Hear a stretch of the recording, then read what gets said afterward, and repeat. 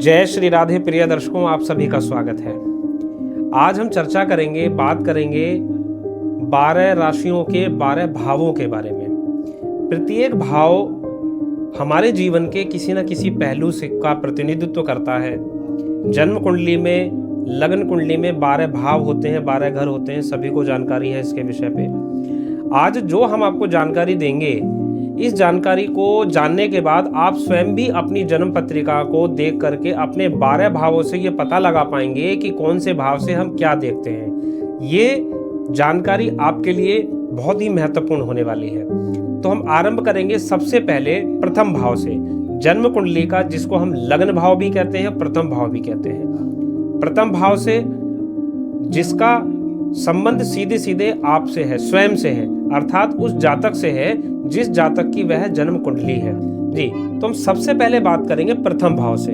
प्रथम भाव अर्थात आप स्वयं, जातक का जो प्रथम भाव होता है जातक की जन्म कुंडली का, वह स्वयं का भाव होता है, स्वयं को दर्शाता है, उसके स्वभाव को दर्शाता है, उसके शारीरिक गठन को दर्शाता है, उसके स्वयं की प्रकृति को दर्शाता है, उसकी हाइट, वेट, पर्सनालिटी क्या होने वाली है। यह सब चीजों के बारे में अगर हमें जानना है तो हमें जातक की जन्म कुंडली के पहले भाव की विवेचना करनी होती है, पहले भाव को देखना होता है, और प्रथम भाव इन सब चीजों का प्रतिनिधित्व करता है।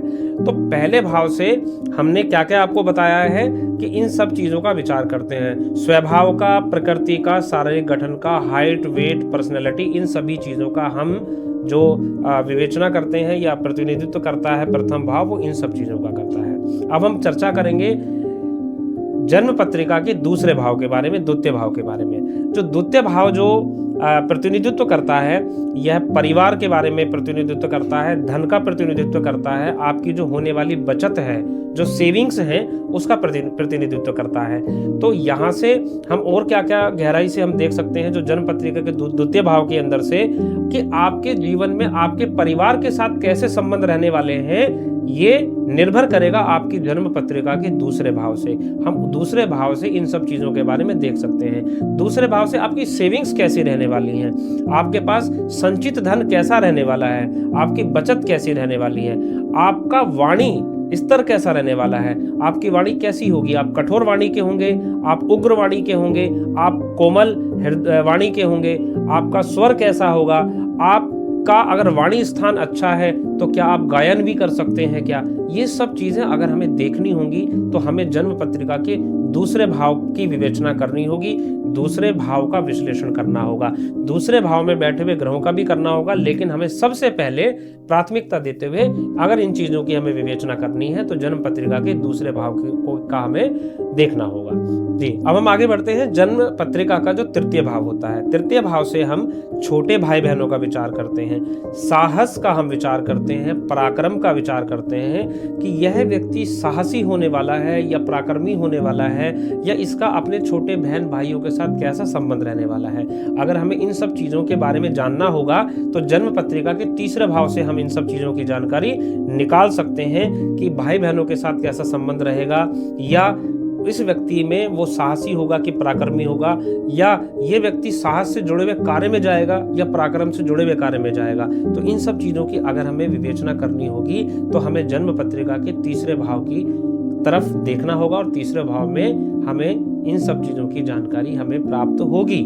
अब हम आगे बढ़ते हैं जन्म पत्रिका के चतुर्थ भाव की तरफ। जन्म कुंडली का जो चतुर्थ भाव होता है, ये केंद्र का दूसरा भाव है। पहला भाव और चतुर्थ भाव, ये केंद्र के दो भाव हैं। केंद्र में वैसे 4 भाव होते हैं, लेकिन अभी हम पहले भाव की हम आपको जानकारी दे चुके हैं। अभी ये चतुर्थ भाव की हम जानकारी आपको हम दे रहे हैं, जो कि केंद्र का भी भाव है।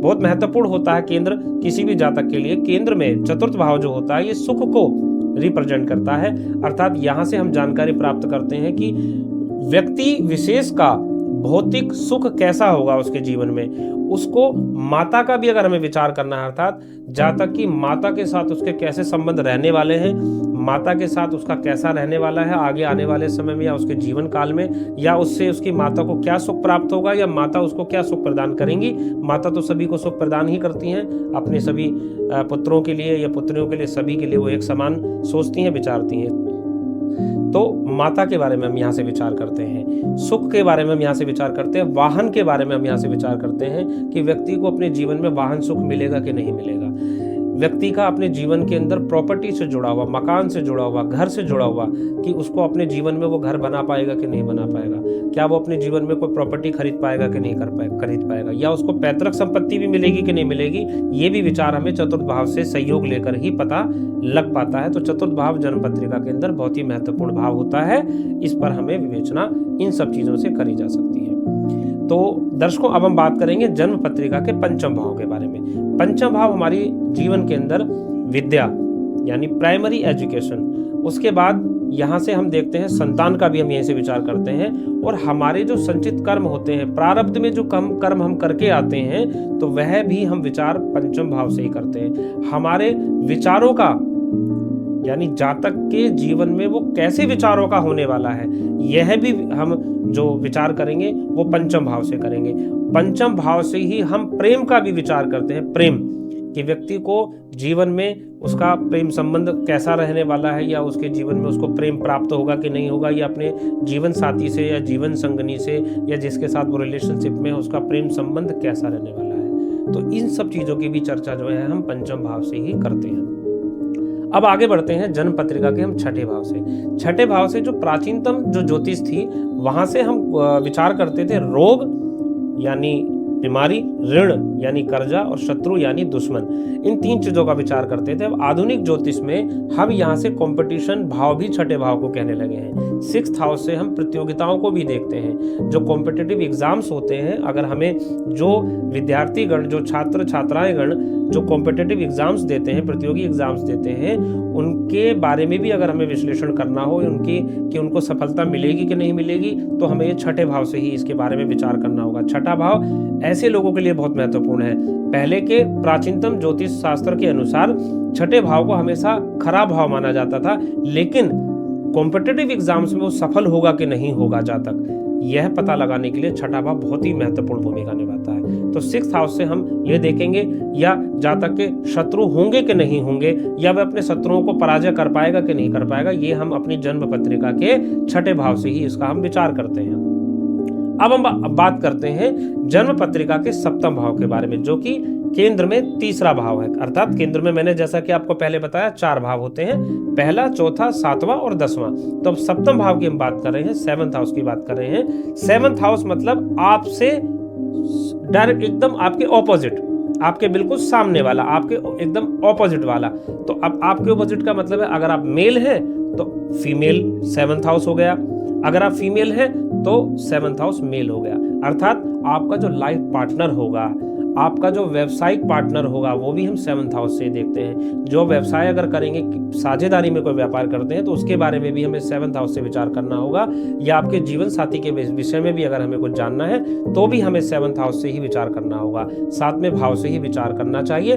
और सप्तम भाव जीवन साथी का भाव होता है, तो आपका आपके जीवन साथी के साथ कैसा संबंध रहने वाला है, इसके लिए 7वें भाव की विवेचना किए बिना हम नहीं पता लगा सकते। तो 7वें भाव को और प्रथम भाव से जब हम जोड़ेंगे, यानी लगन से 7वां भाव, तब हम पता लगा पाएंगे कि आपका आपके जीवन साथी के साथ कैसा संबंध रहने वाला है, आपके व्यापारी साझेदारी के साथ कैसा रहने वाला है, आपकी साझेदारी कैसी रहेगी, आपका व्यवसाय कैसा रहने वाला है। ये सब चीजों का विचार हम सप्तम भाव से करते हैं। अब आगे बढ़ते हैं दर्शकों जन्म पत्रिका के अष्टम भाव की तरफ। तो जन्म पत्रिका का जो अष्टम भाव कहा गया है, यह 8वां जो भाव है, यह गुप्त स्थान कहा गया है, गुप्त ज्ञान का स्थान कहा गया है, रहस्य का स्थान कहा गया है, रोचक तथ्यों का स्थान कहा गया है।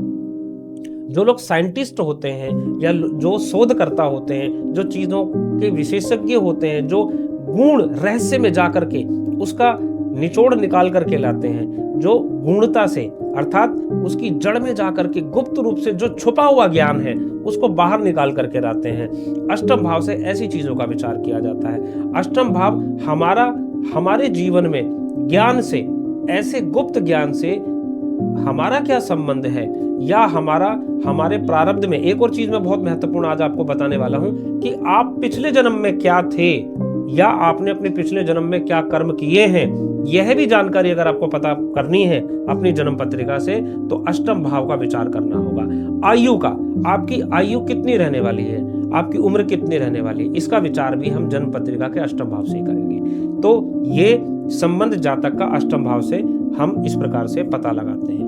अब हम आगे बढ़ते हैं दर्शकों अष्टम भाव से नवम भाव की तरफ। तो नवम भाव जो हमारी जन्म पत्रिका का होता है, यह नवम भाव भाग्य का स्थान कहा गया है। बहुत ही महत्वपूर्ण भाव है नवम भाव, भाग्य। यहाँ पर ये त्रिकोण का भाव है। पंचम भाव, पहला भाव, पंचम भाव और नवम भाव, ये त्रिकोण के भाव हैं। अच्छे माने जाते हैं, शुभ माने जाते हैं। तो केंद्र और त्रिकोण ये दो भाव ऐसे होते हैं जिन भावों को हम शुभता में गिनते हैं। आगे बढ़ते हैं। तो नवम भाव की हम चर्चा कर रहे थे। तो नवम भाव भाग्य का स्थान कहा गया है। यहां से हम अपने जीवन में जातक का कैसा भाग्य रहने वाला है, क्योंकि कर्म तो उसने किया है, कर्म के साथ साथ में भाग्य का साथ भी होना बहुत जरूरी है। तो क्या उसका भाग्य उसके साथ देता है कि नहीं देता है, इसका विचार करने के लिए हमें नवम भाव से देखना होगा। साथ ही साथ में हमें नवम भाव से एक और चीज का विचार करना होगा कि अगर वो विदेश यात्रा की तरफ आगे बढ़ता है, यहाँ से कभी कभी पिता के बारे में भी विचार किया जाता है, कभी कभी स्वास्थ्य के बारे में भी विचार किया जाता है कि जातक का स्वास्थ्य कैसा रहने वाला है। तो इन सब चीजों का हम विचार जो है नवम भाव से करते हैं। अब हम बात आते हैं अगले भाव यानी 10वें भाव की तरफ। तो 10वां जो भाव होता है हमारी जन्म पत्रिका का, यह कर्म भाव कहा गया है। कर्म भाव कह लीजिए, कैरियर का स्थान कह लीजिए, कि जातक का कर्म क्या रहने वाला है, अपने जीवन में अपनी जीविका को चलाने के लिए वो क्या कर्म करने वाला है। अर्थात कि क्या वो व्यवसाय करेगा, कि क्या वो नौकरी करेगा, डॉक्टर बनेगा, इंजीनियर बनेगा, या अपने जीवन में वो अपना ही खुद का कोई व्यवसाय करेगा, या कोई ऐसी स्किल वो अपने अंदर क्रिएट करेगा कि वो अपना हाथ का कोई हुनर उसके अंदर ऐसा होगा। जैसे जो इंजीनियर्स लोग होते हैं, या जो रिपेयरिंग करने वाले जो लोग होते हैं, कारपेंटर हो गया, है ना, या इस तरीके के जो लोग जो अपने हाथ की कुशलता से कार्य को करते हैं, हाथ के हुनर से अपने कार्य को करते हैं, तो वो करेगा क्या जातक। इन सब चीजों के बारे में हमें कर्म भाव से यानी 10वें भाव से पता चलता है जातक के बारे में कि वह अपने जीवन में नौकरी करेगा, व्यवसाय करेगा या क्या करेगा। इन सब चीजों के बारे में, कैरियर के बारे में हमें जन्म पत्रिका के 10वें भाव से पता चलता है। जब हम 10वें भाव पर हम विवेचना कर लेते हैं तो हम जातक का संबंध अब 11वें भाव की तरफ आगे बढ़ते हैं। 11वां भाव यानी लाभ का भाव। अब आपने कर्म तो किया, आप कैरियर में नौकरी करते हैं या व्यवसाय करते हैं, अब बात आ जाती है आपकी इनकम की, वहां से मिलने वाले लाभ की। कर्म को करने के बाद आपको क्या लाभ मिला, कर्म का फल, यानी कर्म हो गया 10वां भाव और उसका फल हो गया 11वां भाव।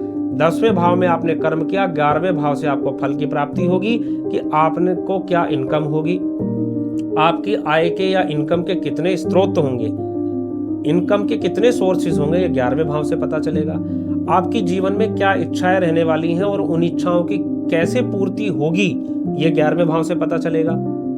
11वें भाव से आपके मित्रों के बारे में पता चलेगा, आपके बड़े बहन भाइयों के बारे में पता चलेगा। 11वें भाव से आप अपने जीवन के अंदर जो लाभ की प्राप्ति करेंगे वो हम उसके बारे में हम 11वें भाव से हम पता लगाएंगे यहाँ पर। तो 11वां भाव भी बहुत महत्वपूर्ण भाव होता है और 11वें भाव में जो भी ग्रह विराजमान हो, ये बाद में चर्चा हम अगली वीडियो में करेंगे, लेकिन आज हम चर्चा कर रहे हैं कि 11वें भाव से हम किन किन चीजों का विचार करते हैं। आगे बढ़ते हैं 11वें भाव से 12वें भाव की तरफ। अब आपने कर्म किया, आय हो गई 11वें भाव से। अब आय और इनकम लाभ होने के बाद अब बात आती है व्यय करने की। तो 12वां भाव है व्यय का, खर्च का भाव है, हानि का भी वही भाव है 12वां भाव।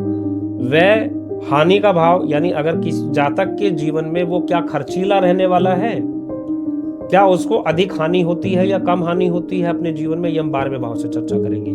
12वें भाव से ही हम विदेश यात्रा, विदेश गमन, क्या वह जातक विदेश में कभी जा पाएगा, इस भाव का भी हम 12वें भाव से ही हम चर्चा करते हैं। आध्यात्मिकता बहुत महत्वपूर्ण भाव है 12वां, आध्यात्मिकता। क्या वह व्यक्ति अपने जीवन में आध्यात्मिक गति को हासिल कर पाएगा, क्या वह जीवन में मोक्ष की प्राप्ति कर पाएगा, क्या वह अपने जीवन के अंदर आध्यात्मिकता के चरम सीमा पर पहुंच पाएगा, क्या वह आध्यात्मिक रहेगा व्यक्ति,